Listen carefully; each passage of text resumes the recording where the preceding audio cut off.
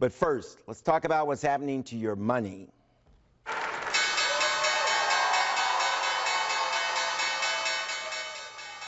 The Dow plunges more than 500 points, erasing all of the gains for 2018.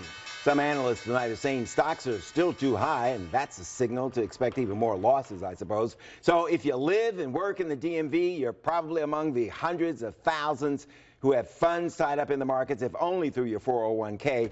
We're going to help, at least try to help you get through this. Joining us right now, Mark Avalon. He's the president and founder of Potomac Wealth Advisors. You've seen Mark. He's joining us here again. So, Mark, let's just get right to it. What is going on with the market? Well, I think there are four things that really mess the markets up.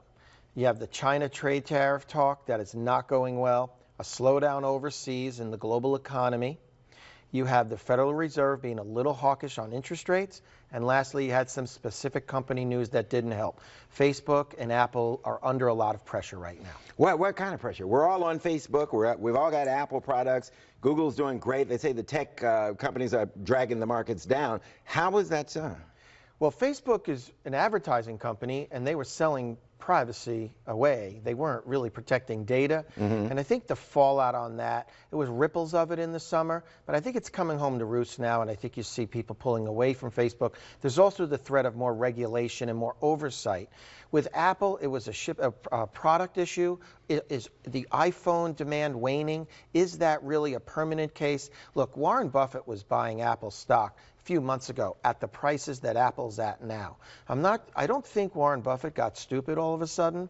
I think that Apple is a great company. It was just a little overvalued. It's pulled back to the range where Mr. Buffett started buying it. So I think people need to calm down, look at their portfolio and say, do I own great companies like Apple? Or do I own a company whose story has fundamentally changed? And then take action. And people out there who don't even have stocks, don't have the money to put into stocks and bonds, they're not feeling sorry for us. The markets have done what in the last, say, 10 years or so? Well, the markets have been very strong. But look, even if you have only a little bit of money, or what some people would call a little bit of money, it's still the most important money in the world to you. Right. And when you turn the TV on, it doesn't feel good. So if you are a long-term investor, keep the emotion out of it and invest for the long term.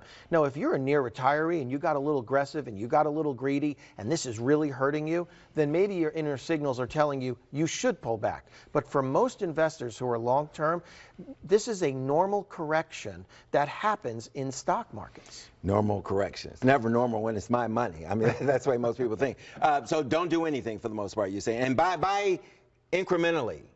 Right, and if you want to sell incrementally, I don't know everybody's unique situation. That's what the real driver is. Right. But if you've been a little aggressive and you're facing retirement, now might be a good time to recalibrate. If you're a young person, you're saving, you've got 5, 10, 15 years till you retire, these moments are to be expected. Right.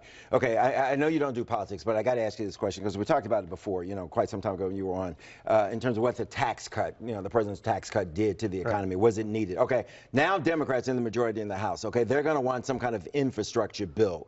Where would that money come from? Can we afford, given where the deficit is right now, is there money available for infrastructure?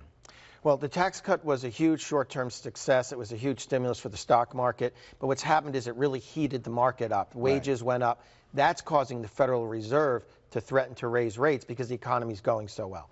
If we do another infrastructure bill, it's going to have the same result. If you start putting even more people to work and building more roads and bridges, and you do deficit financing for that, the Federal Reserve is going to take notice as well. So it's kind of a catch-22 for policymakers. If you keep overheating this economy with tax cuts and infrastructure, and then you see interest rates go up, don't be surprised. Interest rates are the counter to the economic activity. Yeah, it sounds like we're in a bind either way. It is a little bit of a bind because we do need roads and bridges. Maybe a smaller package that's paid for, that could be a positive. Okay.